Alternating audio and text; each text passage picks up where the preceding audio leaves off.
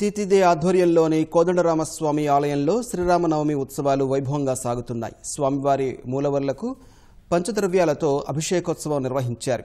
వేడుకలను తిలకించేందుకు పెద్ద సంఖ్యలో భక్తులు తరలివచ్చారు. రాత్రికి స్వామివారు హనుమంత వాహనంపై మాడవీధుల్లో విహరించనున్నారు.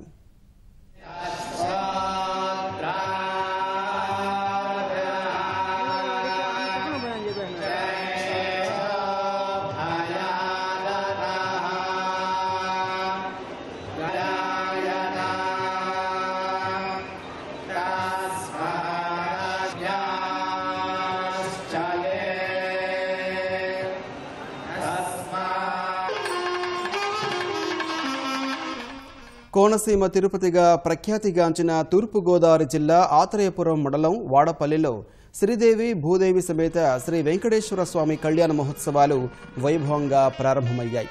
స్వామివారికి మేలుకొలుపు, నిత్యార్చన, నిత్య హోమం, నిత్య బలిహరణ పూజలు నిర్వహించి వేద పండితులు ఉత్సవాలను ప్రారంభించారు. రేపు మధ్యాహ్నం 3 గంటలకు స్వామివారి రథోత్సవం నిర్వహిస్తారు.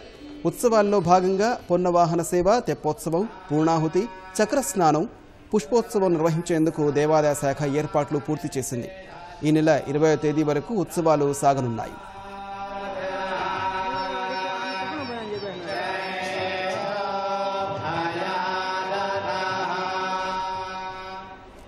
జగదభిరాముడు శ్రీరామచంద్రుని కళ్యాణోత్సవం కడప జిల్లా మైదుకూరు కోదండరామ ఆలయంలో కన్నుల పండుగగా సాగింది. వేద పండితుల మంత్రోచ్చరణల మధ్య సాగిన సీతారాముల కళ్యాణం తిలకించేందుకు దంపతులు, భక్తులు తరలివచ్చారు.